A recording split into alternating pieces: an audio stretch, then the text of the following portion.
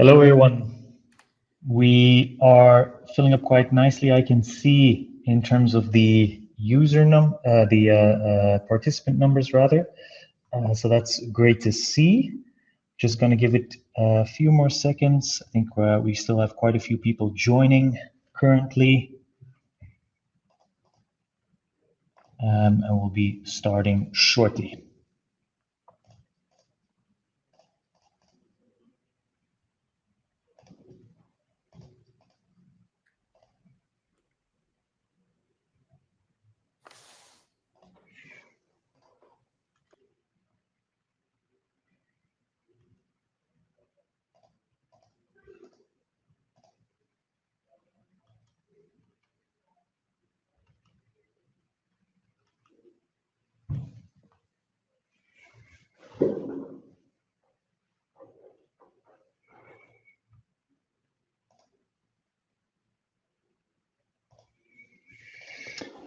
Okay, we are a few minutes past 4 here in Central European time. So we are just going to dive right into it. Thank you all for participating today. I'll start by quickly introducing the speakers for today. So that's my colleague Maarten and myself. We are the two co-founders of ClauseBase. We're both former big law lawyers from an international law firm based in Belgium. And we founded ClauseBase in 2018. But that's enough about us for now. Before we officially kick things off, I just wanted to say that you are welcome to share any questions you may have during the presentation in the chat menu. We'll address as many questions as we can at the end of the presentation, but regardless, this webinar is being recorded. So if we go over time a little bit and you have a hard stop, just know that we will be sharing the recording in the course of tomorrow. So without further ado, Maarten, please take it away. Yeah, thank you, Senne. So why this webinar? Why now? Generative AI has been around for more than a year. Why are we doing this presentation today? Well, shortly put in the past couple of weeks, we have had dozens of lawyers come knocking on our door. People we had never met, lawyers who we had pitched our drafting solutions to years ago and hadn't been in touch with since. Some asked the question outright, like some took a roundabout way of asking, but ultimately it all boiled down to this, like, do you have AI? That's the question that we always heard. In our talks with lawyers in the past, we saw that many feared that AI would take their job. This has changed. The fear has somewhat diminished, or maybe it was replaced by a fear of lawyers using AI. The LinkedIn influencers fear seems to suggest so. And of course, there's also still a large category of lawyers who simply don't believe in AI. Our non-scientific assessment is a split of about 50% believers, 50% non-believers.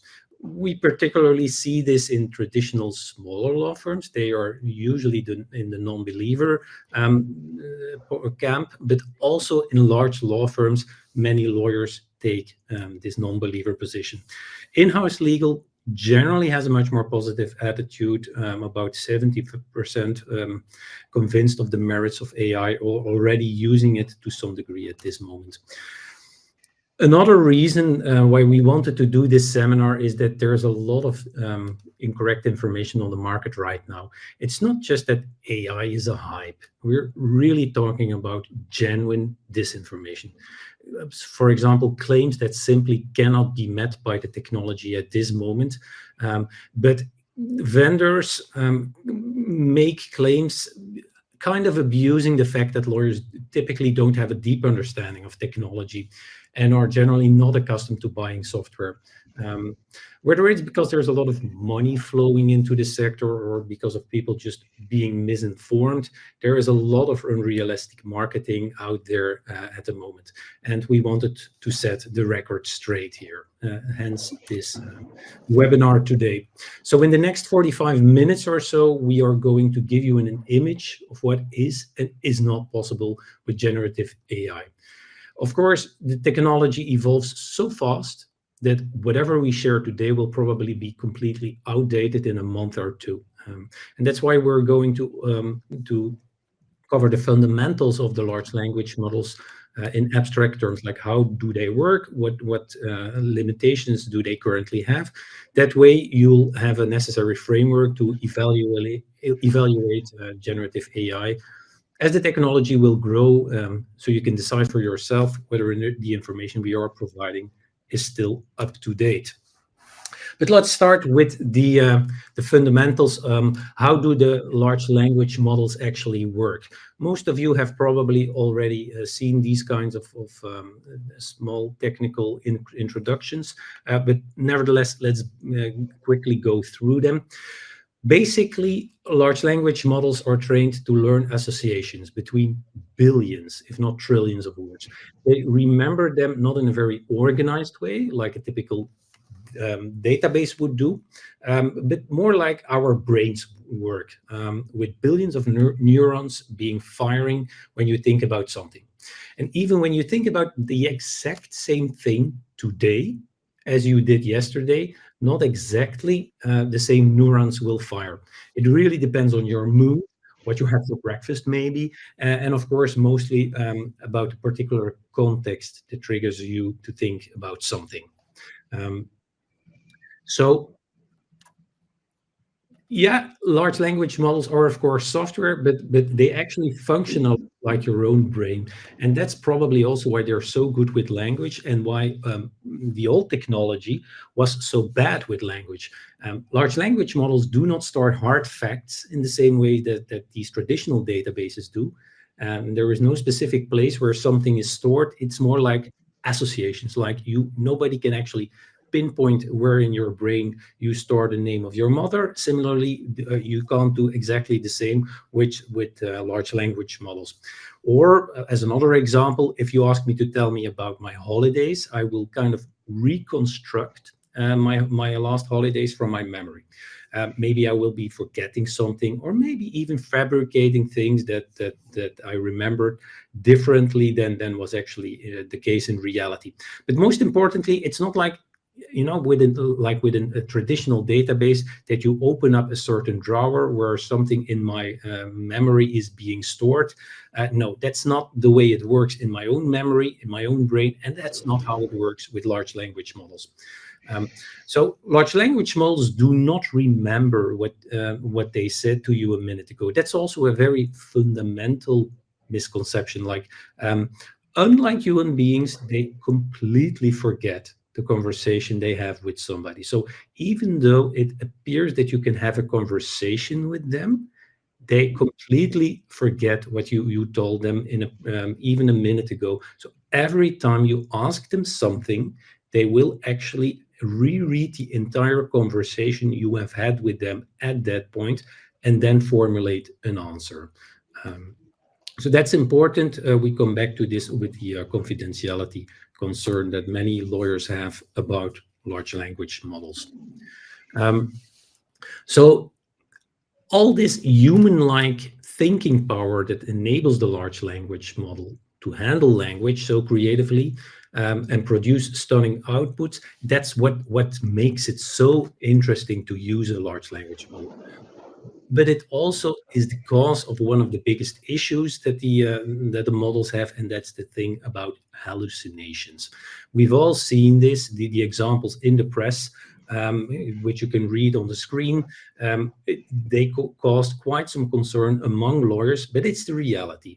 Because like human beings, large language models sometimes misremember or even just make up things out of thin air because of their association-based memory. And as you may have seen, many lawyers have been caught by this in their own briefs, or with the examples in the press referring to case law that was actually completely fabricated. And that's not the only thing with large language models. There's besides the hallucinations, there's also the thing about the context window. That's not so heavily discussed in the media, but it is important to know. What is it about? Well, the context window is the amount of custom text that a large language model can take into account when it generates a response. Now, it may be, even store terabytes of background information, similar to how your brains can store enormous amounts of data that you learned in the past. But when the time comes that it actually has to read a custom text, for example, to review a contract, it only has a limited amount of attention span. If you go over this amount, then the large language model cannot provide an answer to you. And today there's a bit of a war between the vendors of large language models to find ways to increase the context window, to make it larger. And so every week or so you hear a new record being broken. Right now there is, for example, GPT-4 Turbo, which can handle more than 100,000 words, which is about 300 pages, which is a lot, of course, which should cover most contracts that you would ask the large language model to review. But still, it's of course not enough to cover your entire database. So this is something to take into account. It's not possible to simply store your entire drafting history into a large language model, ask it something to come up with. That's not currently possible. That's a very hard limitation that's not yet solved today. But even if you stay within the limit, sometimes the large language model may struggle to formulate an accurate answer. And research shows that once you submit a very large amount of text, the large language model will actually start getting a kind of fatigue, even if you stay within the limit.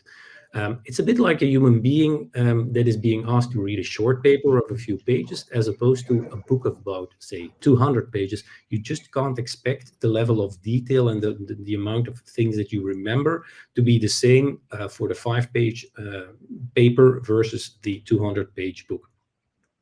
And you can see here on in the green and with the red that it's actually pretty funny that as is the case for human beings, it kind of depends the performance of how good it remembers things, depending on the position of the information. So facts that are in the beginning of a very large text that you would submit to the large language model will be better remembered than facts that would be positioned halfway that text. And so you can see there in the beginning is really fundamental. If you get in a really large text and ask the large language model to answer certain facts about facts being mentioned in the beginning. So the context window, that's a fundamental limitation that we have to work around. And to address this limitation, there have been several techniques around, and one of the most important ones is RAG, which stands for Retrieval Augmented Generation, so RAG. This is a kind of filter that is being applied before the information actually gets sent to the large language model. So RAG is kind of a separate technology that does a pre-filtering before the large language model really starts processing information. And this pre-filtering will allow a large language model to cut large chunks of text into more manageable, more limited amounts of data. The individual chunks of text are then assessed for their relevance by the RAG software in the light of the question that was posed to the large language model. And so this way, the pre-filtering will circumvent the limits of the context window. The problem is, of course, that it frequently happens that a chunk of data is erroneously labeled as not being relevant, and so that it will actually not get sent to the large language model because it's filtered away, and then you end up with a situation where the large language model doesn't have accurate information to give a proper answer. You really see this problem in practice when you, for example, ask a large language model to review a contract. A large contract where certain answers cannot be found on a particular place within the text. So say, for example, that you ask it to review the scope of a software license, and that scope is really spread distributed across many different paragraphs. So there is not one particular paragraph that contains a sufficient number of keywords that deal with the question that you asked. Well, the risk then is pretty high that the RAG technology will filter away all those paragraphs, because none of them are actually on their own interesting enough to send to the large language model. There are some ways around this. There are possibilities, for example, to have overlapping paragraphs in the background and so on, but still it doesn't really fundamentally change the problem. This is not perfect. It's workable, but it's not perfect. And every single software solution out there today that processes large amounts of text, of custom text, through the help of large language models will use some variation of RAG. Also, for example, Microsoft Copilot, also all the other names that you typically see, they're all using this technique, and they're all subject to the same limitations, where you have to be careful that information may get over filtered before reaching the large language model. Prompt engineering, that's what you see here, and that's one of the ways that you have to deal with large language models, is that software such as our own ClauseBase software will actually do a lot of things behind the scenes to prepare a question that gets sent towards a large language model. So it's actually a bit of an art to create texts, to carefully manipulate it behind the scenes, and then send it to the large language model in a way that it will hopefully understand all the things that you want to ask from it. So this is the current state of the technology, where you have to do very, very careful prompting in order to get useful things out of the large language models. And this doesn't always go right, so there's a bit of a trial and error going on. A third problem regarding large language models is the availability of public data. So the models are trained on a vast collection of very general data, basically anything you can find on the internet. People like to say that the large language models are trained on the internet, and that's a bit reductive, but it does suffices to demonstrate the magnitude and the scale of the training data. Obviously, some legal data also managed to get included, but off-the-shelf large language models were never trained specifically for the legal sector. And as a result, large language models know what legalese feels like, but they have no real feeling for legal material. For example, they have a very hard time distinguishing between different laws that apply in different jurisdictions. Note that we say off-the-shelf large language models here. It is possible that a model gets created that is specifically trained for the legal sector, but the problem then becomes that all the good data to train this model on is either not available publicly online, or gets hidden behind paywalls like legal research tools. We've addressed this in further detail in a different webinar, which you can find on our YouTube channel, but essentially you can think of a large language model as a supercar, like you see on the picture. A supercar that can get you to your destination much faster than any previous technology. However, a supercar can only go as fast as the road that it is traveling on. And legal data here is its road. If you don't have good legal data, then you have a problem. But if you have good legal data, then yeah, sure, it can get you to your destination in a pretty fast way. So with all these problems, with all the hype around it, what is possible, what is not yet possible? Let's take a look at what's not possible today. So what everybody wants, with all the buzz around the large language models, is the following. The question that we tend to get 10 times a week is, give me a possibility to take my wealth of historic knowledge, everything that I have in my database from my legal team, and turn it into my own large language model so that I can chat with it a bit like the way that I chat with ChatGPT. Now, what people are forgetting, of course, is the intermediate step of training the large language model, and that requires terabytes of data, thousands of computers, and millions of dollars, and a huge team of technical experts. And then you have to multiply this for every, because you need to do this for every different department, probably every year again, if you want to keep it up to date with what's inside of your historical database. The advantage is that it would indeed result in a very clever large language model, a model that you can chat with about legal stuff, similar to how you chat about sports or medicine or whatever with ChatGPT. And another advantage is that if you do this training process, the model that comes out of it will get some level of resistance against noise and against errors. Because if it has seen hundreds of thousands of texts for each type of legal subject matter, it will be able to have learned all the things that are inside and even step over some of the mistakes or the outdated information that's inside.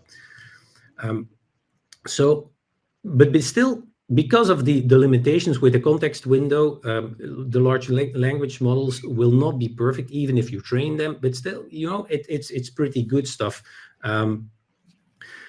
And they're actually they are a really good way to go there if you have the proper money, if you have the use case and so on. But of course, the average legal team doesn't have the availability of this amount of data. So what is the reality? That not a lot of law firms can do this proper training of their own large language model. And if you have a look then on the next slide, many of you will have seen this announcement from Allen and Overy. This training of your own large language model, maybe this is something that law firm Allen and Overy has been doing with the technical team from Harvey, or maybe not. And there is very limited information available on what Allen and Overy will actually be announcing. So, of course, you should be cautious to believe the press releases if only very scarce information is currently available. But if there's one law firm that can do it, which may have sufficient content available, it may be Allen and Overy, or maybe not, because you do need thousands of examples per legal category, per jurisdiction, even per language. Maybe that's the reason why even the press release starts talking about the example of a non-disclosure agreement. So we'll have to wait and see what this case actually really is about. For everyone else who doesn't have millions of dollars available for training and terabytes of data in every jurisdiction, there is the combination of RAG and prompting. Of course, you will be limited to that context window. There will be some pre-filtering mistakes being made, and you need proper data cleaning for it all to work. But there are some really good use cases. It's not so difficult to do. It does ask a bit of your time, but it's doable. So to drive the message home again, training versus RAG and prompting. Training is very expensive. Everyone wants to do it until you see that it's expensive, that it requires a technical team, that probably your database is not sufficiently large. But it kind of works automatically, and you will be able to step over some of the noise, although you'll get more hallucinations in general. For everyone else, RAG and prompting is the way to go, because it's cheap, relatively speaking, and it's available from many vendors with off-the-shelf software nowadays. But you must do some data cleaning, and that sounds like a lot of effort for law firms. But actually, you'll do yourself a favor and also your clients if you do this data cleaning. So unfortunately, write me a memo is not yet possible to just ask from the software, where you would basically say, look, I have 50 examples from the past, have an automatic look at them and process it for me without any data cleaning going on. That's not possible. For such a kind of scenario, you will need full training, and even then, this will be difficult because of the attention span of the large language models. Which actually brings us to the knowledge versus data thing, because this is a pretty important difference. Legal knowledge is what everybody wants.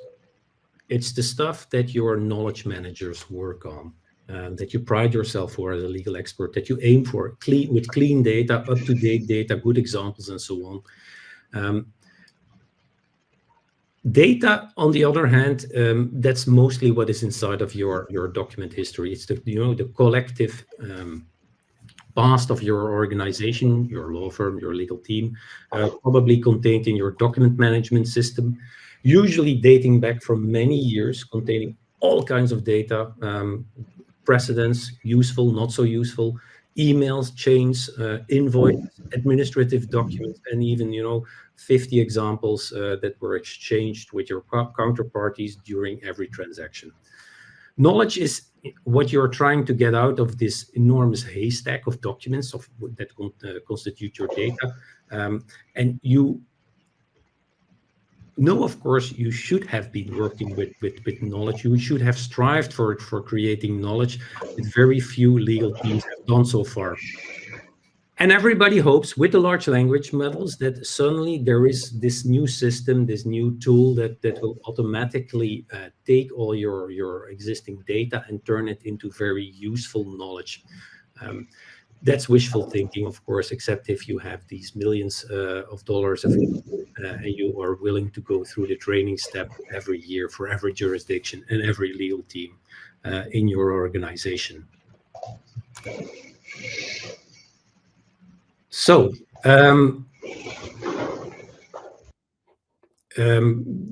faced with this illusion that you still have to work on your knowledge, there's also a disillusion. A counter reaction then often follows. A typical lawyer phenomenon that we have frequently observed, having been lawyers ourselves and now selling software to them, is to place expectations on new technology that are simply too high. We call this the 100% syndrome, or the idea that if the branch of the tree is broken, then surely the tree must be broken in its entirety. If it doesn't do 100% what I want it to do, then it's probably not worth it.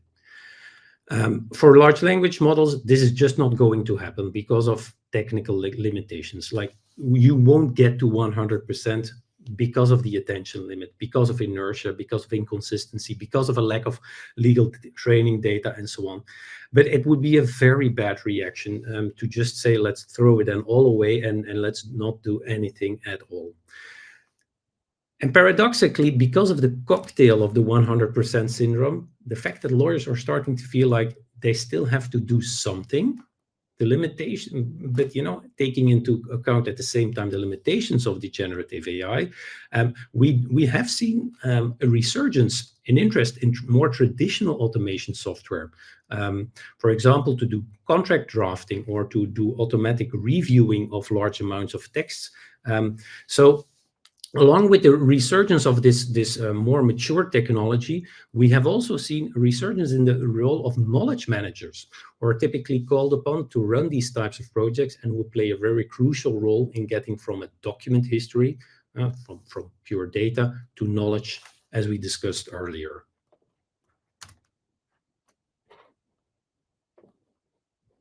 Can be done and what cannot be done. Let's take a look at how lawyers are applying this in practice and what the current trends in the market are. And we'll be looking at the 3 most common use cases that we have seen in practice, which is legal drafting, legal research, and document reviewing. So one of the most common use of generative AI is with a simple subscription to one of the off-the-shelf large language models, short prompts for emails or clauses, things like write a comprehensive confidentiality clause for a franchise agreement with a strict damages clause, something along those lines. Those are already being used by tons of lawyers in the field and can actually provide a very useful starting point for the lawyer who is just looking for inspiration and doesn't maybe immediately find something in his or her firm's precedents. The only drawback to that is that hallucination, which we discussed earlier, may still occur in this situation. But honestly, if you're just looking for inspiration, this is not a major obstacle. The chances that you're using the clause as spit out by the large language model in 100% the shape that it spit it out is pretty slim in any case. So that's absolutely fine. That can actually be a very good first step. But obviously there are caveats. In order to trust lawyers with these basic off-the-shelf large language models for this kind of purpose, they do need to be aware of that risk of hallucination, so that, for example, you don't use it for citing case law, which can then be fabricated out of thin air, as we discussed. And they need to make sure, the lawyers who use this technology also need to make sure that they are experts in the field of whatever they are requesting the AI's aid with, because if you're not an expert, you can't verify the output, which can lead to all kinds of trouble. Of course, if you're not an expert in the field, how will you know if something is in fact a hallucination or not? And it's for those two reasons that some firms have actually decided to ban the access to large language models altogether, because they can't guarantee that lawyers will always abide by these rules, or even that they know that these rules exist. The lawyers that we referred to earlier, they actually didn't know that GPT or any kind of large language model was capable of hallucination.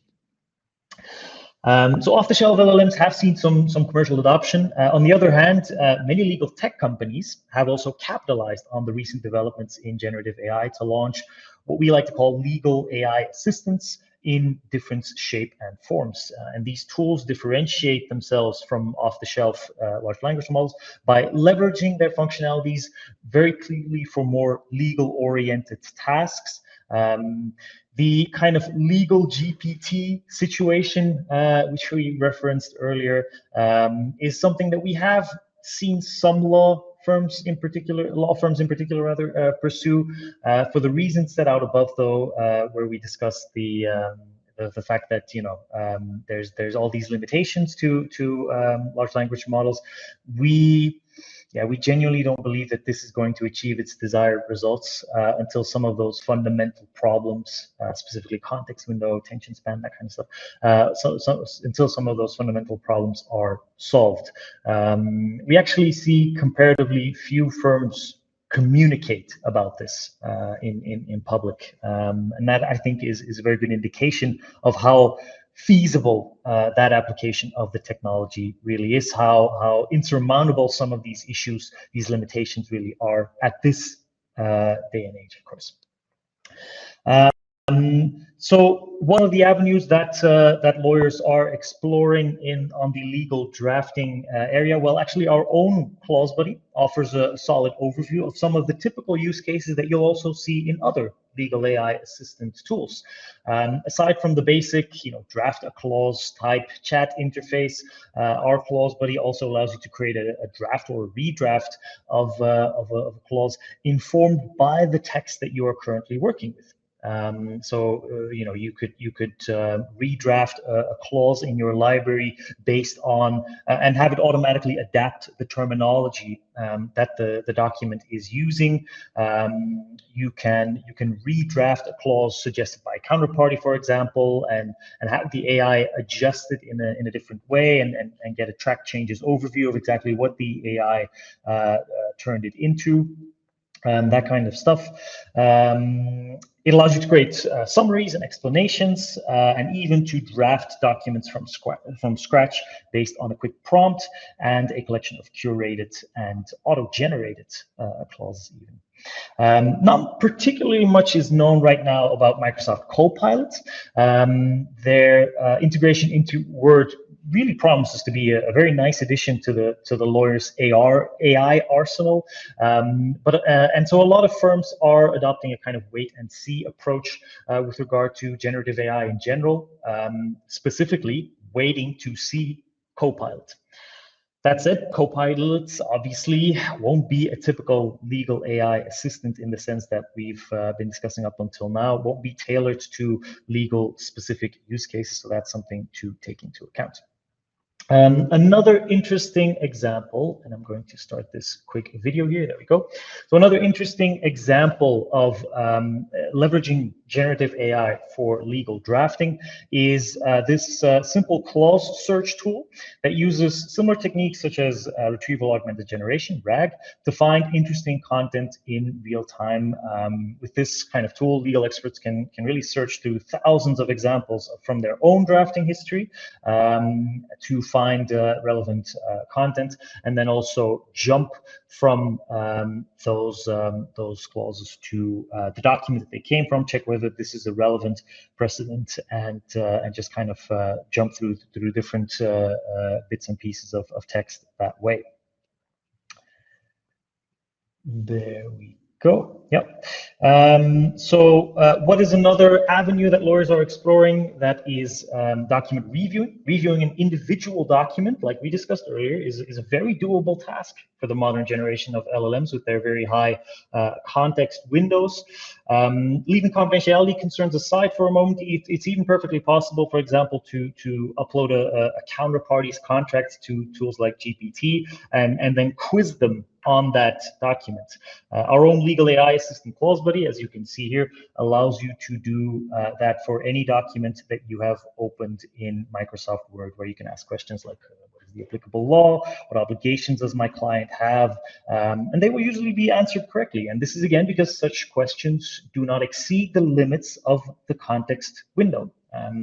The answers are usually fairly localized, not spread across different clauses. And so we deploy the large language model at what it is good at, which is semantic analysis of text.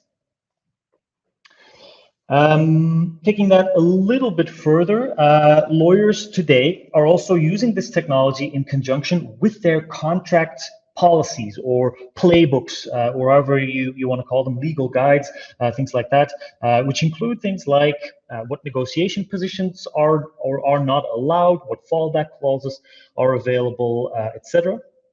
That policy document or documents are then uploaded to the large language model, and the large language model can then fully automatically, just making sure, yep. The large language model can then fully automatically perform the necessary checks to see where the contract is in line with the policy and where it is not. So this is a little bit the prompt engineering route that we discussed earlier in practice or in action. Essentially, you're feeding not just the text of the document to the LLM, but detailed instructions on what it should look for in this text and what to do with it. And these can, of course, be fine-tuned for specific use cases, specific documents. These are fully configurable. What you're seeing in this video is the ClauseBuddy's latest edition, which deploys that kind of advanced document reviewing, which again leverages the large language model to do what it does best, which is semantic analysis of text, while still being informed by an experienced lawyer's guidance.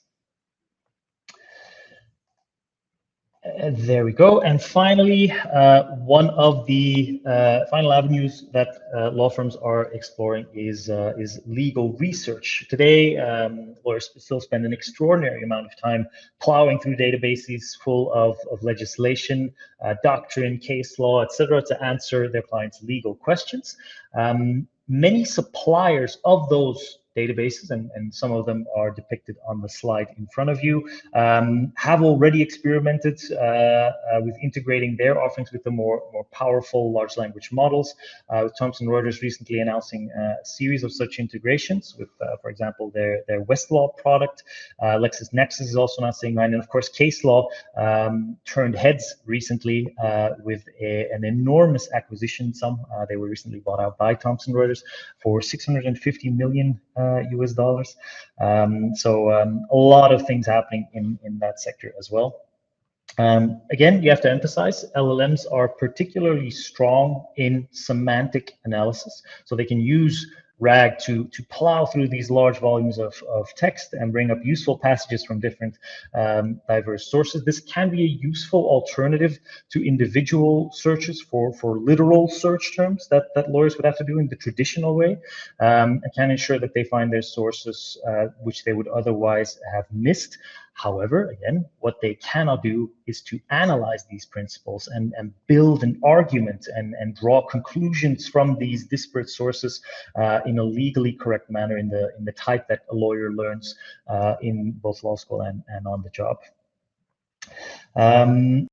So let's take a quickly at some real life examples of what's currently going on in practice. So many larger firms have launched a kind of internal chat GPT, primarily to provide a safe and secure environment for the lawyers to play around with generative AI without the confidentiality concern. Of course, the hallucination concern is always going to be an issue, but at the very least, you can provide it in a way that you make sure that no confidential data is leaked. The one that we know most about currently is the Fleet AI tool developed by Dentons. They recently did a public product walkthrough, which you can find on the Artificial Lawyers YouTube channel. The full video really deserves a watch. Definitely go check it out. But what we can very succinctly summarize from this video is that if you look at it from a distance, it's ultimately still pretty limited. It's basically ChatGPT with some additional security features built in, but no significant increase in functionality. And that's not a knock on the Dentons team. I mean, they're very hard at work, building this out, and they are very candid and upfront about all of that. That it is, that they're starting with this. That it's something to build from, but ultimately it doesn't do all that much more than what ChatGPT basically does. And then there's also, of course, the new contract drafting and negotiation tool, Contract Matrix by Allen and Overy, which we already discussed.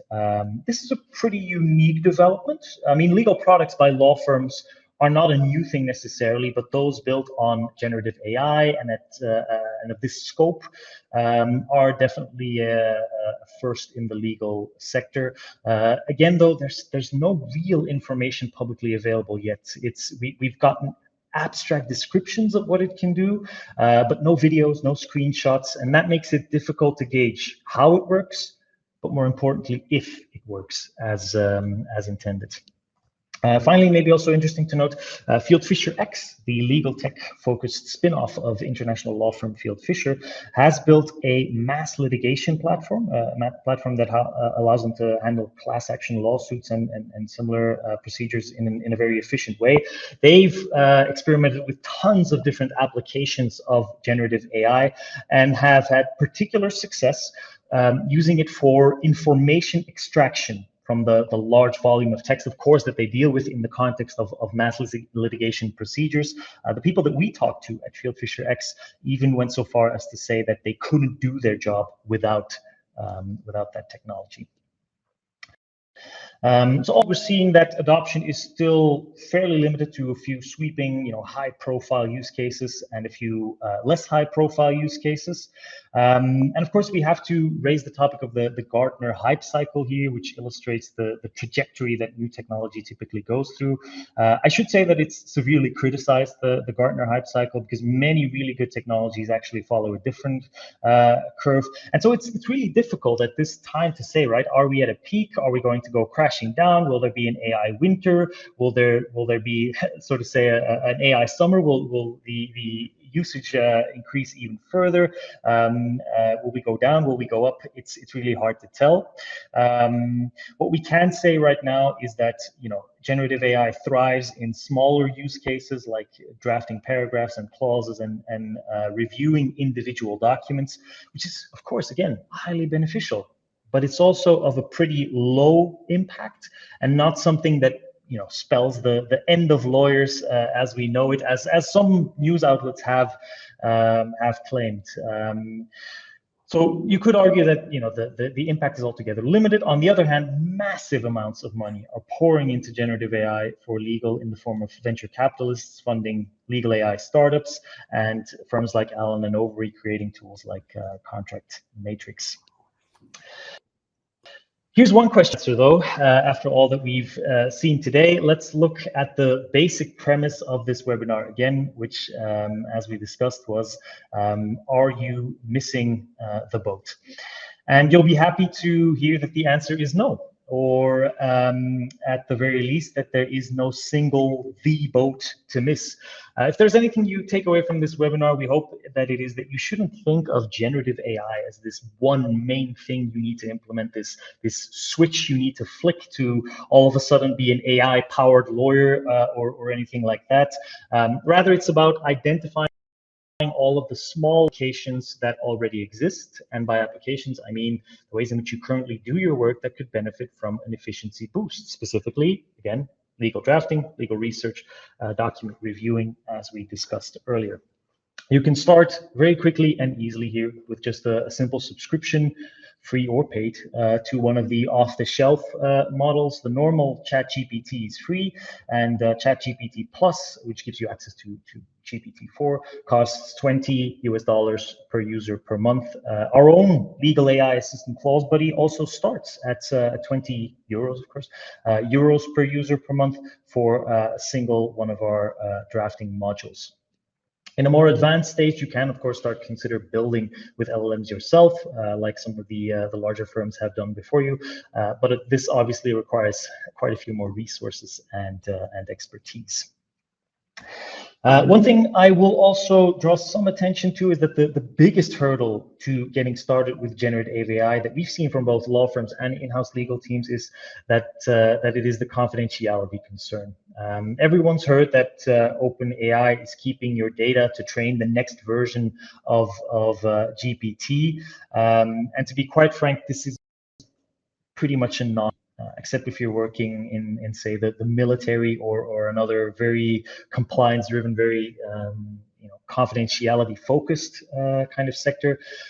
First of all, your data is really just a drop in the ocean of data. The likelihood that anything would actually get exposed, even through the clever tricks that you've been seeing in the press lately with people hacking ChatGPT or breaking it in some way, is pretty much non-existent. And in any case, 1,000 times as small as the typical data leaks through, for example, a hack or a device loss, 100,000 times as small as the risk that you inadvertently put someone in CC of a confidential memo, which of course is far easier done. So you can easily circumvent the problem also. Just don't use the consumer version of GPT. Any version that uses the API is guaranteed to not reuse your data. If you've ever negotiated with Microsoft, you know that this is an unusually strong language for them. So if you use the Microsoft Azure version of GPT, then you're subject to these guarantees by Microsoft. So should be very sufficient guarantees for a law firm to comfortably start using this technology. So yeah, don't worry about the confidentiality experiment. LLMs are clearly here to stay. A recent survey by Walter Kluwer demonstrated that. And in fact, we recently saw the announcement that Microsoft is adding, for the first time since 1994, a new physical key to keyboards. So it's probably going to be, it's probably going to take center stage even more in the future. One thing is for certain, though, and that is this: the future is hybrid. Many people are all too quick to believe that lawyers are going to die out or be replaced. Organizations that outright refuse to work with any form of generative AI will just simply die. Will in fact die out. We're fairly confident about that. But teams that think that AI is going to do everything for them will also get a serious cold shower. And that's a good thing. Ultimately, really, it's about achieving a good balance between relying on the things that the humans do best and the things that the robot does best. It's a human and robot situation, not a human or robot situation. So yeah, that's all that we wanted to address for today. We're going to have a quick look at the chat now. If anyone has any specific questions, I see that a few people have already pasted something in the private chat. No substantive questions just yet. If you do have any other questions, now is the time to ask them. We have a good solid 10 minutes left that we're reserving for this kind of Q&A. So we'll just give it a second, see if any questions pop in.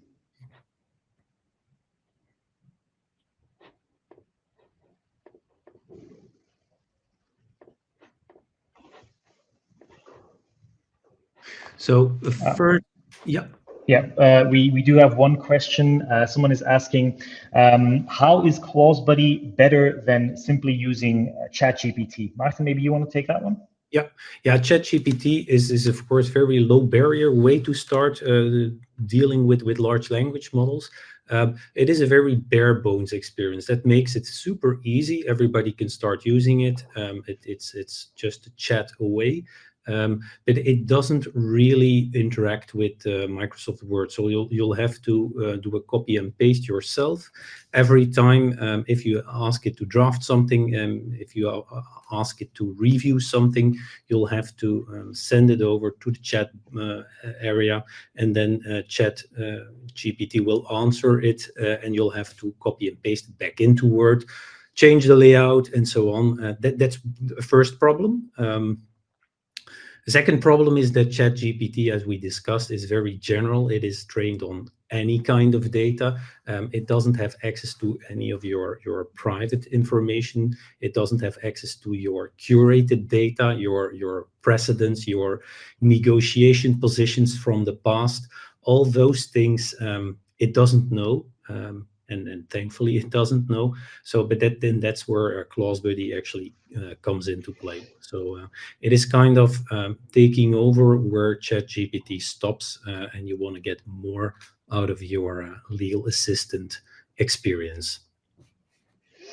Okay, perfect. Thank you, Maarten. We have another question. What are your predictions for 2024 in terms of AI for lawyers? So maybe I can already share one of my major predictions. So obviously the reason why we did this webinar, why we structured this webinar by giving you the kind of abstract background of how these LLMs work, what their limitations are, is because we fully expect that the technology is going to keep improving. We fully expect the speed to go up. We fully expect the context window to go up.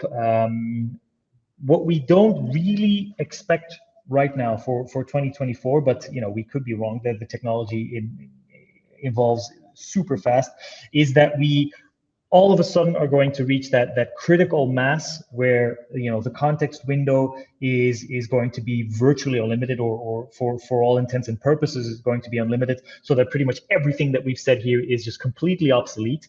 We're expecting gradual improvements, not like these huge leaps and bounds, but there's plenty that very smart people are doing behind the scenes. So we fully expect this technology in 2024 to not stand still in any specific way. Yeah. In the meantime, there's another question about the confidentiality. So can you please explain again how does it work with the special version of OpenAI? So the gist of it is that OpenAI did a really bad job here in the beginning, because if you are a consumer, you're using the free version of ChatGPT, you are actually contributing with your questions and with your answers and with the thumbs up and thumb down that you indicate towards the system. You're actually really helping the system to get trained for the next version. And that's a problem for a lot of lawyers, because you are kind of contributing, even if it's just drops of water into the ocean of data, you are contributing towards the next version. Now, OpenAI quickly realized that that was a really bad idea in certain sectors. So a lot of companies therefore completely shut down access to GPT. And so now they completely reversed the situation, and basically only the consumer version still does this. But as soon as you get the professional versions, or if you as a vendor like us, if you use the Microsoft version, you get guarantees that this doesn't happen. It's technically exactly the same product, but no data sticks anymore. So it will not contribute to the next version. So this is kind of a non-issue if you take just a little bit of precaution and make sure that you get the professional version or one of the other special versions. Yeah, we have another great question here. How can originality be preserved in the sense that you formerly had numerous law firms drafting their own version of, for example, a confidentiality clause, but suppose that all firms use AI for drafting this, then in a sense, don't all firms become kind of replaceable by each other in terms of drafting legal documents? Won't there be basically like one, if I understand the question correctly, one huge, basically ChatGPT law firm, which all other law firms use? I think that's a very good point. To which I would also immediately already say, is there already originality currently? Couldn't you argue that most drafting is just copying and pasting from other law firms? But I understand that that's not the point that you're getting at. Indeed, and that's also why it's so important to again emphasize that difference between data and knowledge. That knowledge, that commercial awareness, that legal savviness, I think, is going to play so much of a bigger role going forward, because it's exactly that data that large language models do not have access to. Think of all of the information, all of the instincts, all of the reflexes that a partner in a large law firm develops over the course of 20 years of practice. That kind of stuff is not just something that's out there on the internet for a large language model to just scoop up and take into its model. That is something where law firms still have lawyers in particular, individual lawyers still have a great deal of individuality, originality to insert with. Yeah. We have one final question, whether there are other languages than English. So of course, for ClauseBuddy, well, actually, let's start maybe with large language models. Most of them indeed work not as well in English as with other languages, but many of them work in other languages as well. For example, here at ClauseBase, we're based in Belgium. Our main language communication is Dutch, and we use ChatGPT internally here as well, even in Dutch, and we've had great results with that. For ClauseBuddy, we also realized that sort of multilingual offer is hugely important. So ClauseBuddy currently supports, I think it's 28 different languages right now, most main European languages, and even some non-alphabet languages. Maybe to jump in there, what the question is completely justified in the sense that you do feel the how well the large language model can respond in a certain language does kind of depend on the volume of data that is being trained on. For example, a couple of weeks ago, I chatted with a Lithuanian lawyer who told me like, look, the output that is generated by GPT-4 here, it is Lithuanian, yes, but you just feel that it's not written by a human. And why is it? Because it's such a small jurisdiction, such a small number of texts available as compared to, say, French or German or let alone English, that you just feel that the large language model doesn't really master the legalese, the legal way of drafting and so on, as it does with other language. So yeah, grammatically it's correct, sufficient number of data available for that, even in Lithuanian, but then distinguishing between general texts and the way that you draft a contract in Lithuanian, that was apparently very visible. That's more of a special case. That's a small jurisdiction. It doesn't apply to French and German, for example, but it does show what the effect of data is towards a large language model and why you need terabytes of data to begin with to make it really good. Okay, I think that's everything. No further questions, and that's perfect timing because it's 5 p.m. here in Central European time. So we'll be closing off for now. If there are any other questions, you're always welcome to reach out to us either via LinkedIn or via email. You'll be getting the recordings to this webinar shortly as well. And yeah, on behalf of the entire ClauseBase team, thank you very much for attending, and hopefully we'll speak soon. Bye. Bye.